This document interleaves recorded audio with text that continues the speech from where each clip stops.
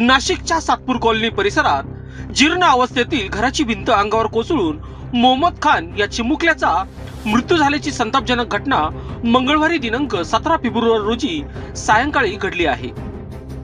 एका निष्पाप जीवाचा बळी गेल्यानंतरही जबाबदार यंत्रणा गप्प बसणार का, असा संतप्त सवाल नागरिक करत आहे.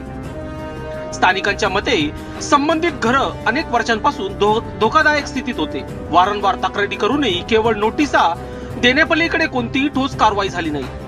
नाशिक महानगरपालिका प्रशासनाचे हे बेफिकीर कामकाज आता थेट जीवघेणं ठरत असल्याचा आरोप होत आहे. घटना घडल्यानंतर परिसरातील नागरिकांनी धाव घेत चिमुकल्याला ढिगाऱ्या घालून बाहेर काढले व रुग्णालयात दाखल केले. मात्र डॉक्टरांनी त्याला मृत घोषित केले.